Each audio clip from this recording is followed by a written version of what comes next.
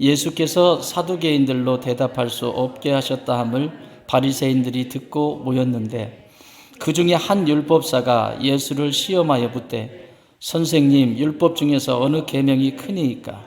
예수께서 이르시되 다하고 목숨을 다하고 뜻을 다하여 주 너의 하나님을 사랑하라 하셨으니 이것이 크고 첫째 되는 계명이요 둘째도 그와 같으니 내 이웃을 내 자신과 같이 사랑하라 하셨으니 이 두 계명이 온 율법과 선지자의 강령이니라. 아멘. 은혜가 임해야 삶이 바뀝니다. 은혜가 임해야 생각이 바뀌고 마음이 바뀌고 삶이 바뀝니다. 그래서 그것이 습관이 되고 내 운명을 결정하게 됩니다.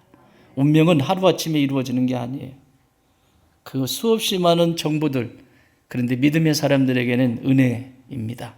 하나님의 말씀에 대한 은혜, 기도의 은혜, 찬양의 은혜, 예배의 은혜, 이 은혜들이 차곡차곡 쌓여져서 힘이 되고 그것이 영적 에너지가 되고 그것은 습관을 만들어가고 그 습관은 우리의 운명을 결정합니다. 그러므로 오늘도 말씀의 자리에 있는 여러분들 주님의 이름으로 축복하고 하나님께서 주시는 은혜가 더 크므로 내 삶에 있는 묶여있는 문제들과 아픔들이 깨끗하게 치유되고 회복되어지는 축복의 시간이 되게 하실 줄 믿습니다. 우리가 계속해서 지금 예수님 앞에 서 있는 사두개인들, 바리새인들, 그리고 바리새인들의 제자들, 그리고 오늘 본문에 나와 있는 바리새인들 중에 율법을 가리키는 율법 교사들, 이 사람들이 계속해서 예수님 앞에 나와서 반기를 들죠. 이 사건을 통해서 우리에게 가르쳐 주시는 교훈은 예수님을 십자가를 앞에 두고 지금 이런 일들이 일어난 것인데 바리새인들도 또 사두개인들도 예수님 앞에 와서 자신들이 이겨보겠다고 와서 질문을 하고 난처하게 만들었지만 예수님은 그것을 거침없이 하나님께서 주시는 그 지혜로 넉넉히 이기는 모습을 보았습니다. 그리고 그들이 꼭 끝나는 그 사건이 하나가 끝나면 항상 써있는 본문이 있습니다. 그들이 놀랐더라. 그의 말에 놀라웠더라.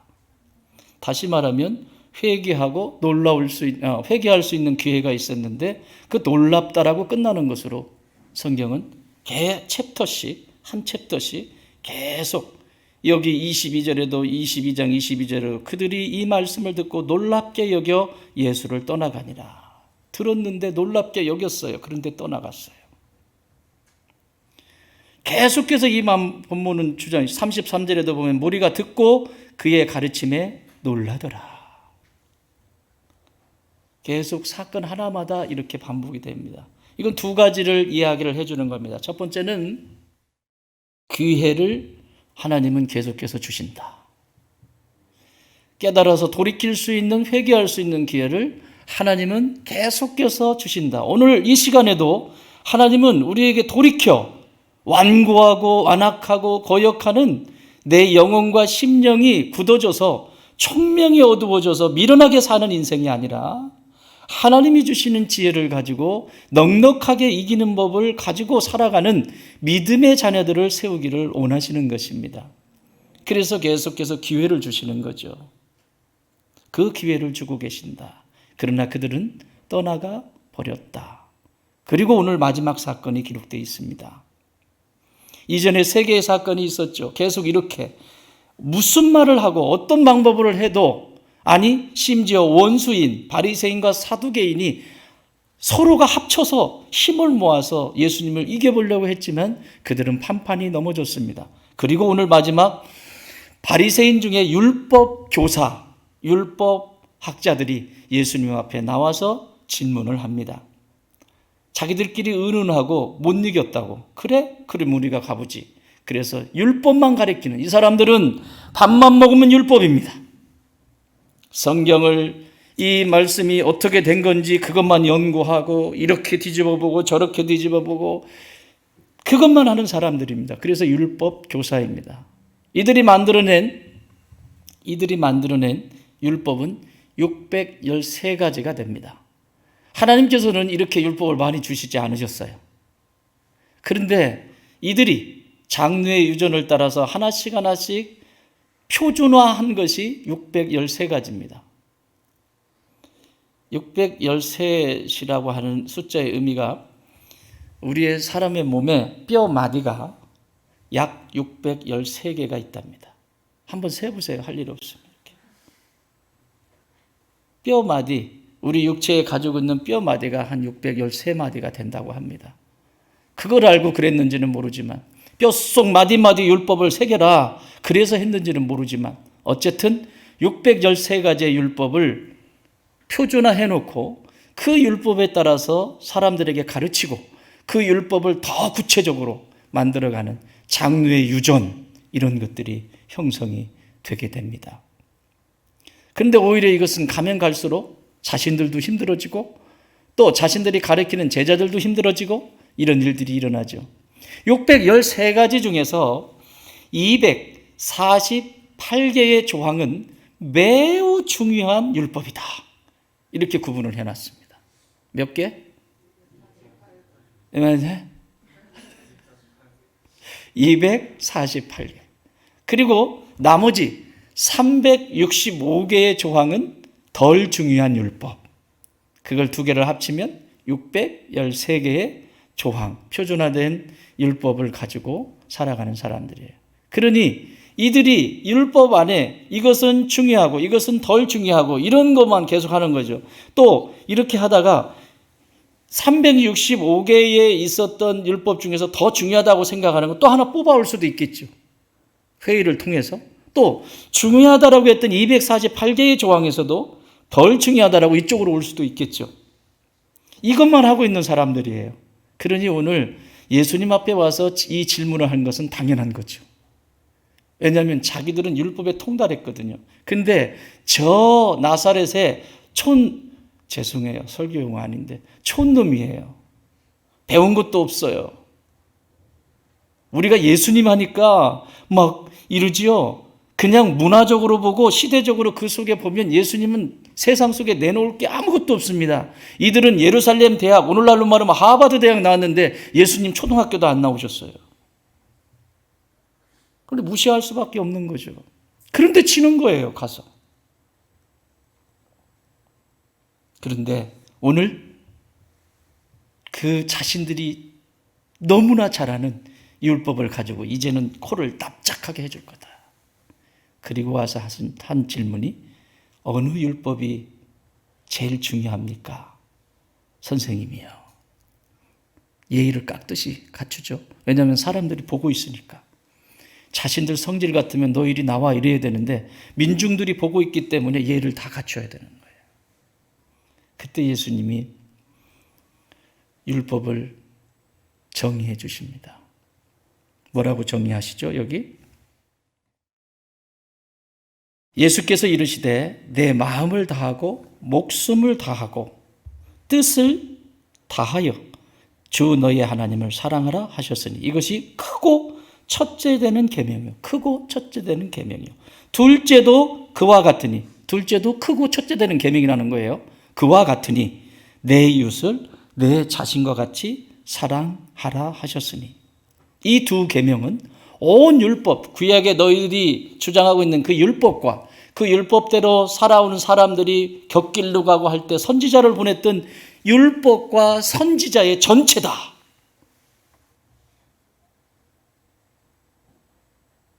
딱 일목요연하게 정리를 해 주십니다.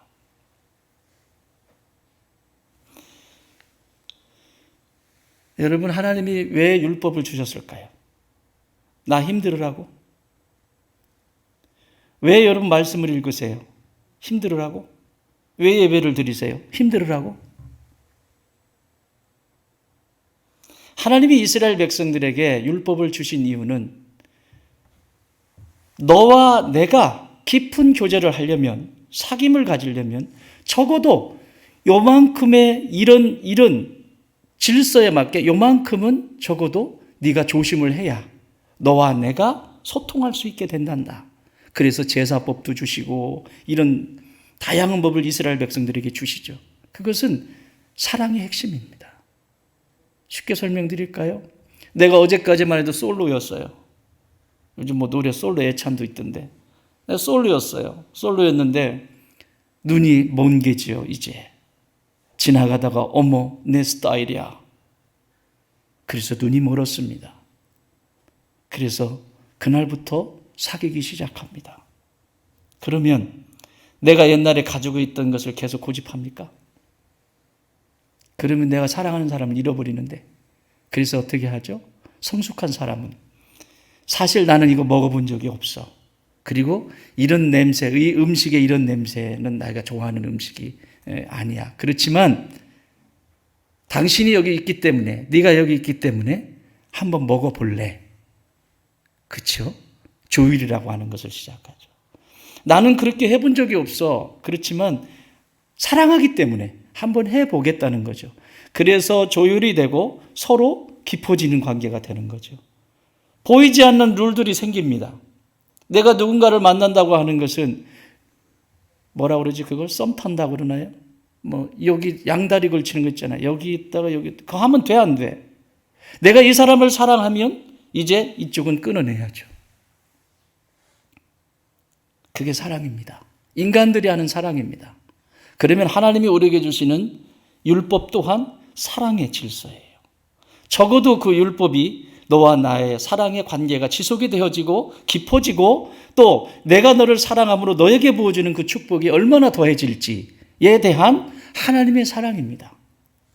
그런데 이들은 그 사랑만 없습니다. 왜 이런 일이 일어날까요? 이게요, 이전에 왔던 사두개인들이나 바리새인들도 마찬가지고요. 제대로 하면 이렇게 화내고 그러지 않습니다. 쉽게 설명드려요. 박사학위가 3개입니다. 10개 가지고 있다고 해보세요. 박사학위를 10개를 가지고 있어요. 그러면 그 사람한테 이 무식한 사람, 그러면 어떻게 할까요? 웃어요, 웃어. 맞아, 내가 아는 게 없어. 박사 10개면 뭐하냐? 당신이 얘기하는 그거 나 몰라. 배워야 되겠다. 그거 어떻게 하는 거야? 이게 배운 자가 가지고 있는 기본적인 생각입니다. 배우는 자세를 가지고 있는 사람. 그러니까 그 사람은 박사 10개까지 한 거예요. 그런데 진짜 무식한 사람이 있어요. 그 사람 앞에서 이 무식한 사람, 어떤 일이 일어나죠? 네가 나 배우는데 두 가지인 거 뭐 있어? 그래, 나 무식하다. 왜 화내죠? 진짜 무식하니까.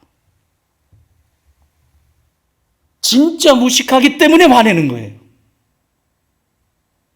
진짜 무식한 것에 대해서 내가 지적을 받았으면 그것을 깨달아서 그래, 맞아, 그래서 난 더 배워야 돼 가는 것이 아니라 그래, 나 무식해. 끝났습니다. 신앙생활도 똑같습니다. 말씀 잘 읽고 헌금 생활 잘하는 사람한테 그렇게 예물을 그렇게 드리면 어떡합니까? 라고 하면 맞아요. 내가 하나님 앞에 드리는 예물을 건성으로 드렸어요. 내가 더 기도로 준비하고 마음을 담아서 드리겠습니다. 이러죠? 잘하시는 분들은. 근데 안 하는 사람, 무슨 가뭄에 콩나듯이, 가뭄에 콩난 거 보셨어요? 가뭄에 콩난 거 씨 뿌려놓으면 듬성 여기 하나 나 있고 저기 하나.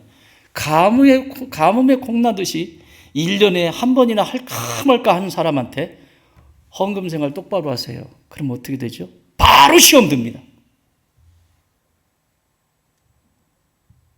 예배 늘 잘 드리는 사람한테 예배 좀 신경 더 쓰셔야 되겠어요. 그럼 맞아요, 목사님. 제가 요즘 정신이 어디 나가 있는지 모르겠어요. 우왕좌왕하고 말씀해 주셔서 고마워요. 그리고 다시 정비하죠. 그런데 예배 가뭄에 콩나듯이 아니면 예배 자리에 앉아있지만 예배가 아니고 생각은 저 산에 가 있고 그런 사람한테 예배 똑바로 드리세요. 그럼 어떻게 되죠? 바로 시험에 듭니다. 교회가 이 교회밖에 없냐? 교회가 이 교회밖에 없어. 좋은 똥교회도 있고 좋은 팅교회도 있고 좋은 퉁퉁교회도 있고 오늘 이 바리새인들과 서기관들이 그리고 사두개인들이 입격입니다. 왜 이런 일이 일어날까? 하나님은 이렇게 기회를 주시는데 왜 자꾸 이런 일이 일어날까요? 이유는 딱 하나입니다. 배우려고 하지 않기 때문에. 이들은 배울 생각이 없습니다. 배우려고 하지 않습니다. 그래서 힘듭니다. 마태복음 11장 28절에 보면 수고하고 무거운 짐진 자들아 다 내게로 와라. 내가 너희를 쉬게 하리라. 무슨 말일까요? 하루 종일 노동을 했기 때문에 와서 쉬라는 걸까요? 아니면 상처받고 막 그래가지고 그것만 가지고 쉬라고 하는 걸까요? 아니에요. 이것은 1차적인 목적은 이 율법 교사들이 수없이 많은 이 613가지의 율법으로 백성들을, 사람들을 옥죄이는 거예요. 종교적으로 옥죄이고 계속 이렇게 하는 거예요. 뭐가 빠졌다? 사랑이 빠져버린 율법만을 가지고 그렇게 하기 시작하니까 본인들도 지쳐서 쓰러지고 가르쳤던 제자들도 지쳐도 쓰러지고 그때 예수님이 하신 말씀 수고하고 무거운 짐진 자들아 다 내게로 와라. 내가 너희를 쉬게 하리라. 그 다음에 하시는 말씀이 뭐라고 말씀하시냐면 뭐 하래요? 나는 뭐한 사람이다? 나는 마음이 온유하고 겸손하니 나의 멍에를 메고 내게 배우라. 뭐 하라? 내게 배우라. 이들이 지금 배워요, 안 배워요? 사랑이 빠져버리면, 하나님의 사랑이 빠져버리면, 예수님의 사랑이 빠져버리면 관심이 없습니다. 이건 더 구체적으로 말하면 믿음이 없다는 얘기입니다. 내가 왜 이 사람하고 살아야 돼? 왜 예수님을 믿고 내가 살아야 돼? 뭔데 네가? 아무것도 아닙니다. 그런데 예수님은 진짜 너의 인생 가운데 행복한 인생을 살려면 내게 배워라. 무엇을 배워라? 온유와 겸손을 배워라. 이 온유는 하늘에 해당하는 것이고 겸손은 땅의 관계 속에서 이루어지는 일입니다. 온유는 하나님과의 관계 속에서 사랑을 표현하는 방식이고 겸손은 땅의 사람들과 사랑을 베푸는 것입니다. 그러므로 예수님은 온유와 겸손이라고 하는 두 개의 단어로 그것을 배워가는, 몰라서 그렇습니까? 온유라고 하는 단어를 몰라요? 겸손이라고 하는 단어를 읽을 줄 몰라서 아니에요. 온유가 내 안에 실제화가 되도록, 겸손이 내 안에 실제화가 되도록 그것을 예수님은 이렇게 설명해 주세요. 마태복음 5장에 가면 5장부터 5장, 6장, 7장은 예수님이 그 유명한 산상설교, 예수님이 설교를 많이 안 하셨는데 이 산상설교가 모여있는 곳이 5장, 6장, 7장입니다. 근데 5장 처음 시작하면서 예수께서 산에 오르사 앉으시고 입을 열어 가라사대 하고 시작한 말씀이 뭐죠? 팔복입니다. 8가지의 사람의 행복. 어떤 인생이 행복할 수 있는지 8가지의 행복에 대해서 말씀하십니다. 그런데 전반부 심정이 가난한 자부터 시작해서 의에 줄이고 목마른 자까지는 온유에 해당합니다. 후반부 긍휼히 여기는 자부터 시작해서 의를 위해서 핍박받는 자의 이 4가지는 겸손에 해당합니다. 땅을 살아갈 때 어떻게 살아가야 되는지에 대한 행복을 가르쳐주고 있습니다. 온유에 대한 온유한 자로 살아간다는 거. 여러분 온유의 뜻이 뭐죠? 온유는 원어적인 의미는 야생마가 길들여진 상태를 말합니다. 야생마. 지멋대로 세상에서 막 뛰쳐다녔던. 그러니까요, 부부도요, 이 온유하지 않으면 지멋대로 살아갑니다. 지가 이전에 살아왔던 방식, 각자 살아왔던 방식, 거기다가 또 애까지 낳네요. 미쳐버립니다, 이거. 부부 관계든 어떤 공동체의 아니든 이 온유라고 하는 것이 기본적으로 되었지 않으면 여기 받고 여기 부딪히고 심지어는 자기가 피투성이가 됩니다.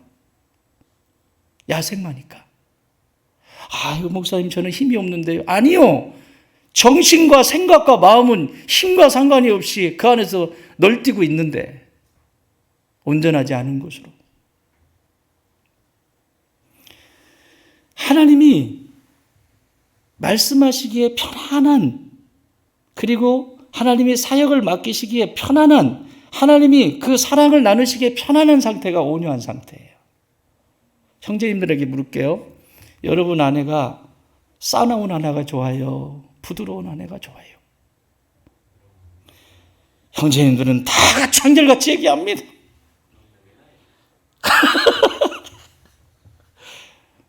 자매님들 물을게요. 형제님들이, 남편들이 내가 뭔 말 하면 그래 여보 고마워, 충고해줘서 고마워요, 이런 신랑이 좋으세요? 잔소리하지 마, 이런 신랑이 좋으세요? 전자 후자? 둘 다 온유한 길들여지지 않은 상태예요.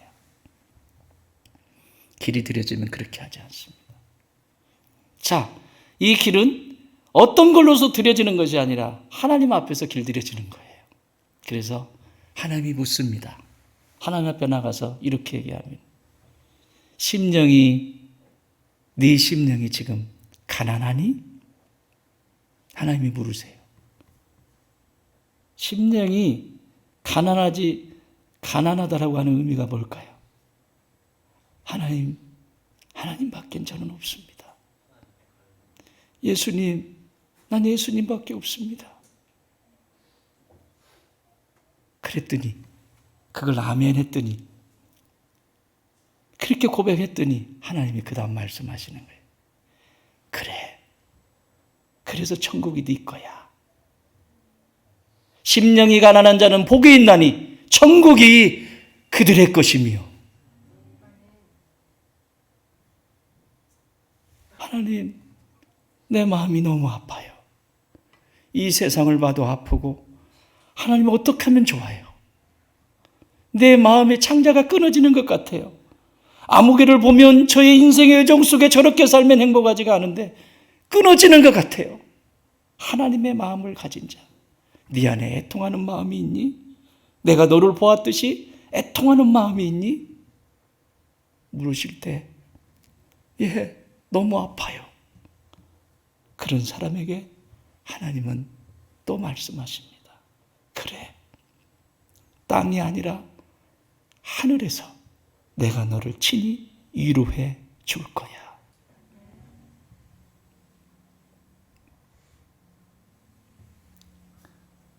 온유한 자, 하나님이 말씀하시는 대로 순종하기를 원합니다. 주님이 말씀하시면 가라 하시면 가고, 서라 하면 서고, 순종하기를 원합니다.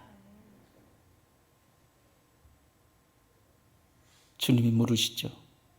너 준비됐니? Are you ready? 준비됐어? 예. 아멘. 그랬더니 하나님이 이 땅을 기업으로 줄 거야.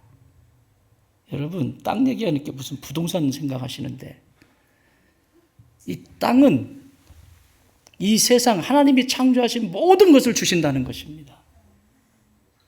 이 땅에서 너희가 무엇을 하든지 그 땅을 섬기고 다스릴 수 있도록 내가 너에게 준다는 거예요.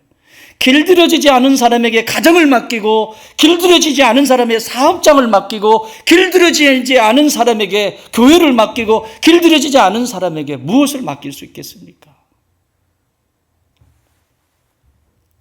그래서 온유한 자에게 땅을 주시겠다는 거예요. 또 물으십니다. 너 의를 위해서 갈증이 있니? 그 의가 뭐죠? 여러분, 성경이 말하는 의가 뭐라고 그랬죠?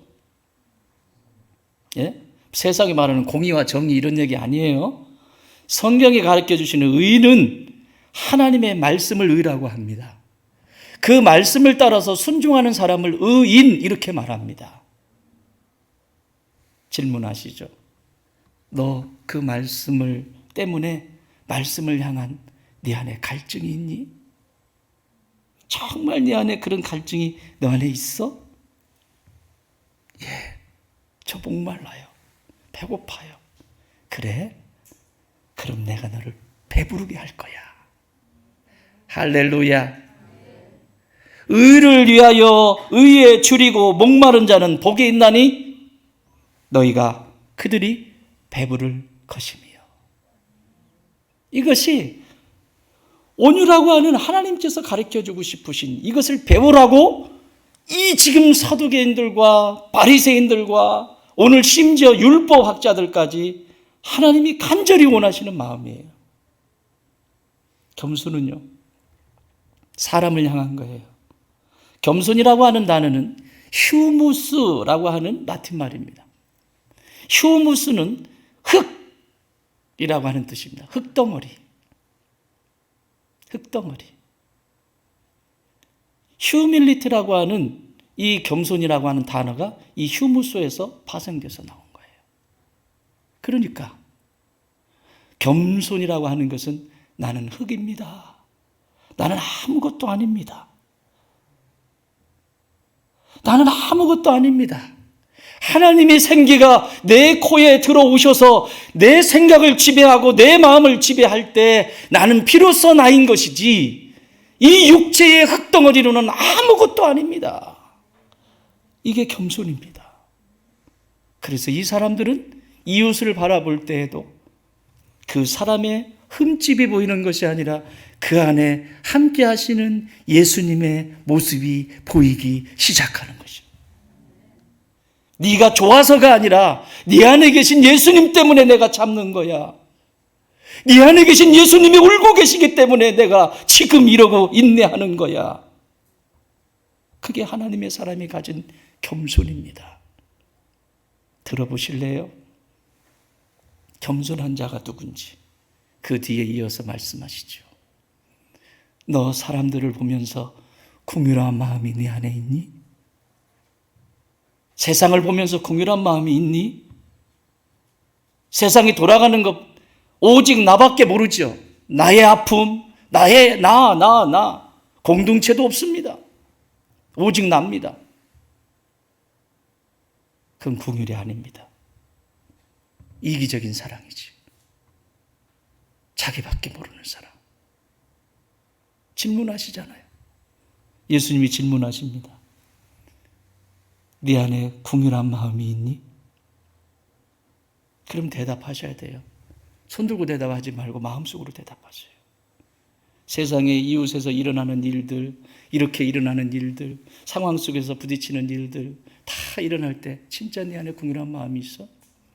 오늘도 이 행사가 지금 2시부터 시작이 되는데 겹쳤어요. 여기 이 지역에서 한참 하는 그 피터팬이라고 하는 행사하고 겹쳐서 현수막을 보니까 우리가 지금 하는 이 빛 겹쳤어요. 그래서 아침에 저도 아침에서 알았어요. 지나가다가 이렇게 봐가지고 제 아내한테 여보 이게 행사가 겹쳤는데 불편한 일이 있을 수 있겠다. 저 사람들은 저렇게 준비해가지고 했을 텐데 거기 회장한테 전화를 하든지 뭐를 해서라도 좀 뭐 문제가 되지 않도록 서로 불편하지 않도록 해라. 그랬더니 이미 다 연락하고 조율하고 다 했더라고요. 감사하죠. 여러분 이게 그냥 마음을 담아야만 가능한 것들이에요. 다. 궁휼한 마음이 있니? 그랬더니 뭐래요? 하나님이 그래 네가 어려운 순간이 있을 때 세상 사람들이 너를 궁휼히 여겨 줄 거야. 내가 하지도 않았는데 나는 그런 마음을 가져본 적도 없는데 세상으로 바뀌만을 원한다는 말이 안 되잖아요. 너와 나는 이미 우리 공동체가 형성이 됩니다. 이웃이 됩니다. 나와 너가 있으면. 그러면 내가 그를 향해서 그의 입장에서 서서 생각해보고 내가 저 입장이면 어떤 것이었는지 마음에 둬보고 이런 궁휼한 마음이 있어야죠. 그거는 없으면서 네가 나한테 해준 게 뭐가 있어? 돌아오는 것은 뻔하지 않습니까? 내가 궁휼한 마음을 가지고 있을 때 그 궁휼함을 받게 되겠다라고 말씀하시잖아요. 이게 행복한 인생이라잖아요. 또 너 세상 사람들에게 사악하지 않고 교모하지 않고 음흉하지 않고 세상 사람들의 앞에서 마음이 청결하니? 네 마음을 열 때 청결한 마음으로 열어주니? 예. 라고 대답한다면 세상 사람들이 나를 통해서, 너를 통해서 하나님을 볼 거야.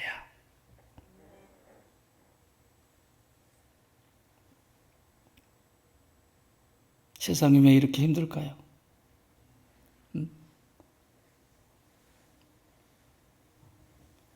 마음이 순수해야죠. 왜 의도성을 가져요, 자꾸? 사람이 이렇게 좋은 것들을 풀어서 주면 그걸 귀히 여기고 소중히 여기고 내 것으로 받아서 하나님 기쁨을 위해서 써야 되는데 뭔가 꿍꿍이 속에 있겠지. 또 저래. 뭐야? 청결하지 않은데 어떻게 나를 통해서 세상 사람들 누군가가 예수님을 볼 수 있겠나? 우리의 남편들, 여러분 집에 엉망으로 해놓고 교회 간다고 하지 마세요. 뭔 일만 있으면 교회 간대. 시장 가고 친구 만나러 간대도 교회 간대요. 그러니까 신랑들이 좋아하겠어요? 더 잘해야지. 예수님이 또 물어보세요. 너 세상에 가서 분열이 있고 갈등이 있을 때 너 화평케 하는 사람이니? 그 겸손이거든요. 화평케 하는 사람이니? 여러분이 예스, 아멘 하면 예수님이 말씀하세요.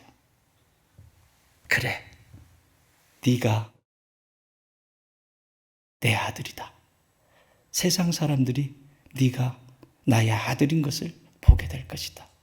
화평케 하는 자는 행복한 사람이니 하나님의 아들이라 일컬음을 받을 것이다. 이게 겸손이에요. 마지막 하나, 너 의를 위해서 너의 하나님의 말씀을 세상에 전해주면서 그 의를 전해주면서 박해받을 준비가 되어 있니? 뭐 때문에 네가 박해받니? 뭐 때문에 네가 힘들어하니? 예수님의 이름 때문에 네가 박해받을 준비가 되어 있니? 말씀 때문에 박해받을 준비가 되어 있니? 올바른 가치와 의미 때문에 세상에 기준 없는 세상이 아니라 하나님이 말씀하신 그 말씀대로 살아내기 위하여 오게 되는 핍박과 그 고난을 받을 수 있겠니? 아멘. 그때 주시는 복이 그래. 그래서 네가 있는 그곳이 천국이 될 것이야. 의를 위하여 핍박을 받는 자는 복이 있나니 천국이 그들의 것임이라. 사랑하는 여러분, 배우십시오. 바리새인들과 사두개인들처럼 배우려 하지 않기 때문에 생명 되신 예수님과 대적하고 나의 영혼을 살리고 나에게 그 기쁨을 주고 행복하게 하실 예수님을 집어 던져버리게 됩니다. 결국 십자가에 못 박게 됩니다. 사랑하는 여러분, 부탁드립니다. 사두개인과 바리새인이 되지 마십시오. 율법학자가 되지 마십시오. 나는 우리 좋은 땅의 모든 가족들이 배운 여자, 배운 남자들이 되어주시길 주님의 이름으로 축원합니다.